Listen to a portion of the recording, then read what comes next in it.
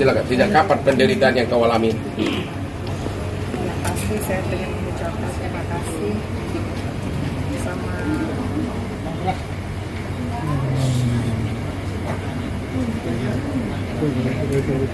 bersama sama ketua DPP yang pertama kali aku video call. Ketua DPP Perindo Surabaya. Yang bisa pertama kali aku hubungi adalah ketua DPD yang benar-benar melihat gimana aku berdarah-darah pada saat itu. Kalau enggak, beliau ngangkat telepon, aku udah nggak tahu apa yang terjadi sama aku. Kedua, aku juga terima kasih sama teman-teman Kapolres Kediri.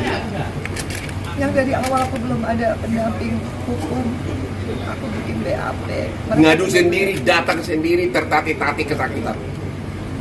Benar-benar secara profesional aku diproses.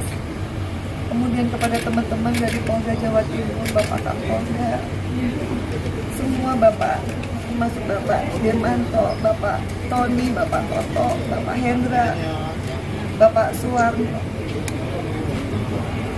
Suwancono, Bapak Ibu Masita. Akhirnya aku bisa speak up.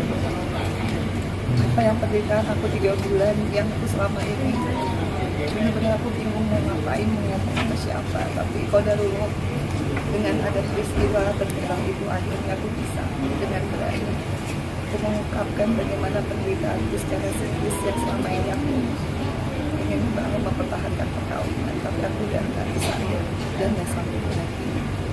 Juga sama teman-teman,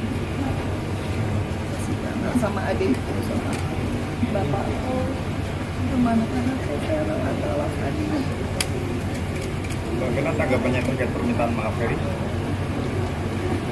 Kita proses hukum dulu, ya dulu nanti jawaban dia. Mudah-mudahan dia datang hari Senin, itu aja dulu. Ya, kita belum bisa komentar apapun sekarang. Bang, selain upaya Gugat cerai kan, gugatan cerai bang. Kenapa? selain upaya hukum lapor pidana ini apa yang dilakukan? Katanya pernah kamu telepon saya mau gugat cerai, bener nggak? Saya memang merasa ini udah cukup, kekerasan ini udah cukup. Saya cuma ingin fokus sama pekerjaan saya, sama anak-anak saya, dan insya Allah pulang dari Jakarta saya akan bekerja. Mbak Vera, apakah mengalami trauma hingga saat ini mbak? Saya sangat trauma. Sebetulnya saya sebelum berangkat ke Kediri, saya sudah asam lambung. Saya sudah ingin mengakhiri, tapi saya nggak tahu karena sebagai perempuan saya selalu ingin mempertahankan perkawinan. Saya selalu ingin mencintai, menghargai suami saya, makanya ke dapil pun saya bawa. Tapi saya nggak mengira di dapil saya belum aku di Kediri yang mestinya saya bisa berkarya buat masyarakat. Tapi disitulah saya mengalami KDRT berat.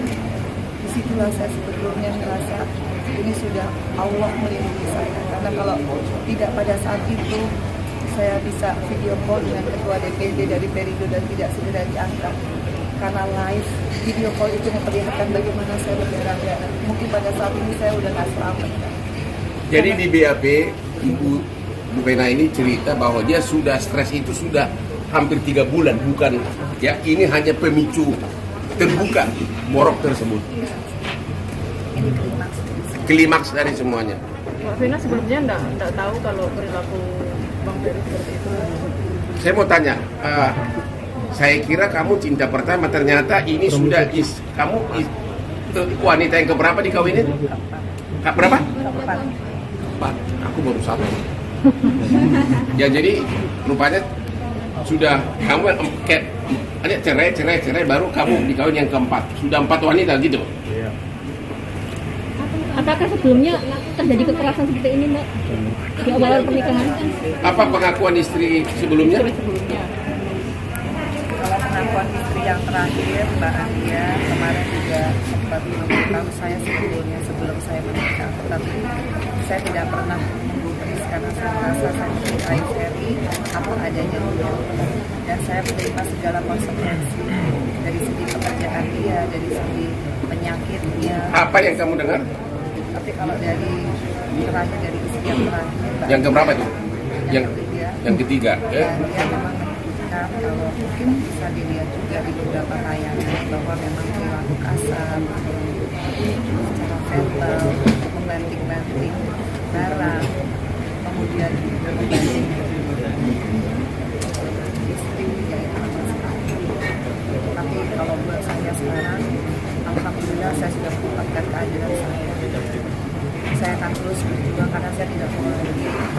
adalah dia yang bekerja.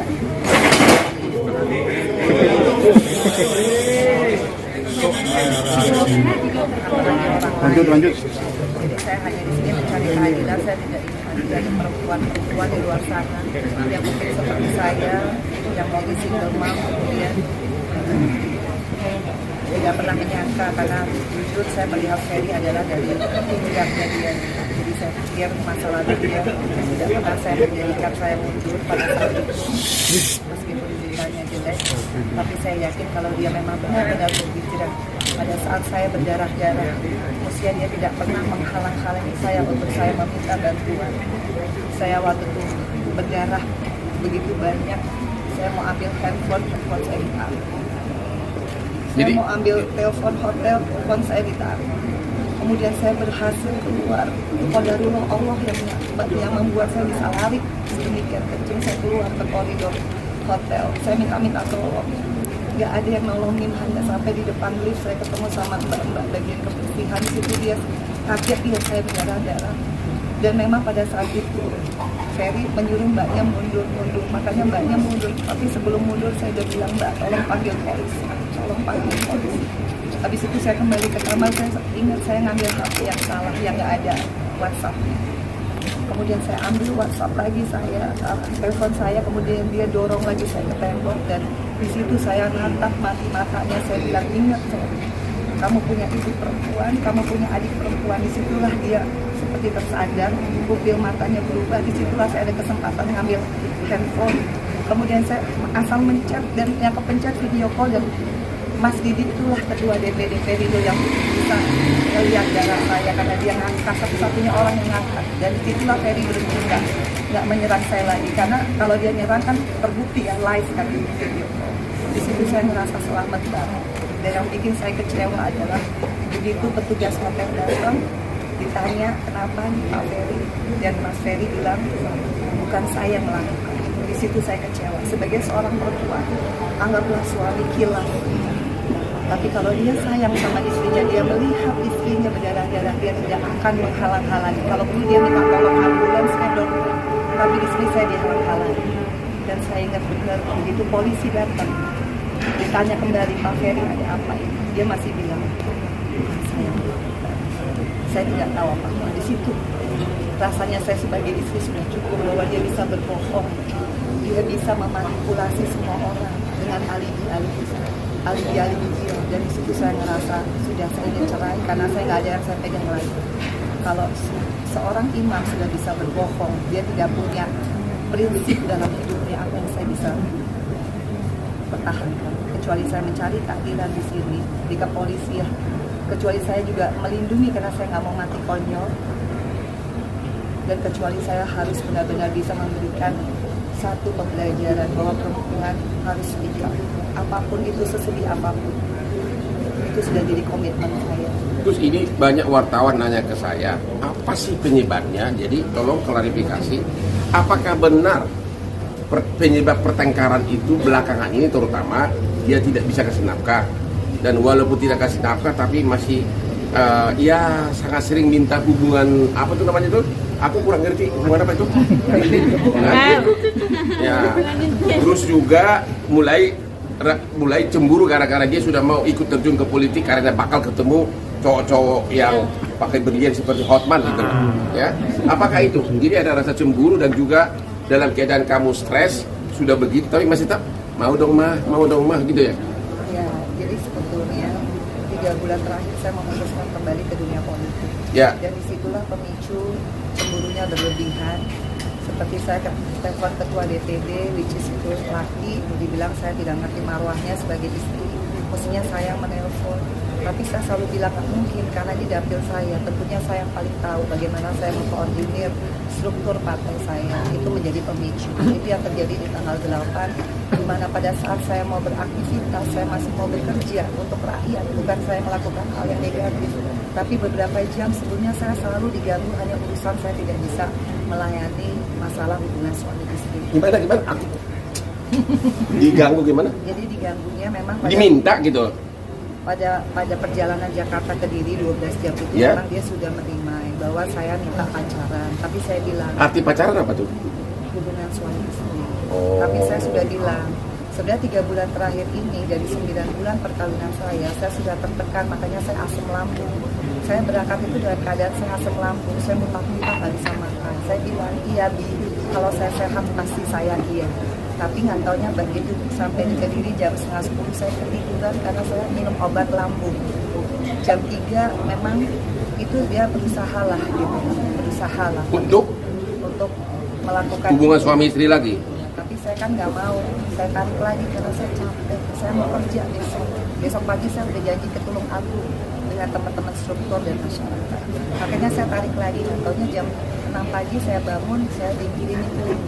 Kan begitu, kalau nggak keturutan, ada link-link saya mungkin dulu nggak berhijab, pakai baju olahraga, itu disindir lah, inilah dosa jariah, perempuan harusnya nggak begitu. Jadi saya terganggu, itu sudah sering kali. Saya bilang, apalagi, itu kan saya belum berhijab. Sekarang saya sudah berhijab, nggak mungkin saya melakukan itu, akhirnya kita ribut. Debat, kita ribut, akhirnya dipulang. Dia towel semua organ-organ saya, dan dia kasar lah, dia bilang, saya hanya cuma mau ini aja susah banget. Hah? Ya itu begitu memang. Akhirnya saya bilang, saya mau kerja, hanya kita ribut sampai akhirnya dia meluk. Dia kan begitu. Kalau saya sudah speak up, saya bilang saya harus kerja, dia meluk. Akhirnya saya minta maaf. Habis itu jam 7 saya lagi dandan. Dia minta lagi? Bukan, ada lagi. Saya tutup pintu kamar mandi karena saya mual. Dia kan lagi buang air besar, saya mual. Saya tutup, marah lagi. Kenapa tutup pintu? Makanya nih, saya di rumah kamu juga nggak berani di WC yang sama karena kamu tuh gini, kamu bau aja saya. Ya pokoknya hal kecil. Ya saya merasa udah capek, saya ini hanya mau kerja. Tapi itulah jadi pemicu sampai akhirnya berantem sampai akhirnya saya histeris banget. Karena saya ngerasa saya mau kerja ya susah. Saya kira cukup. Ya, Ya.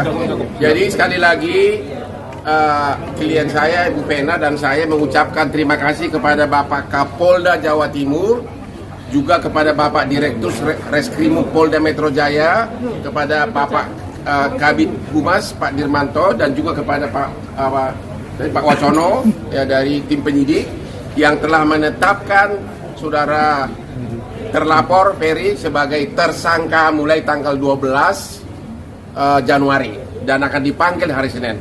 Cukup sekian ya. Oke. Terima kasih.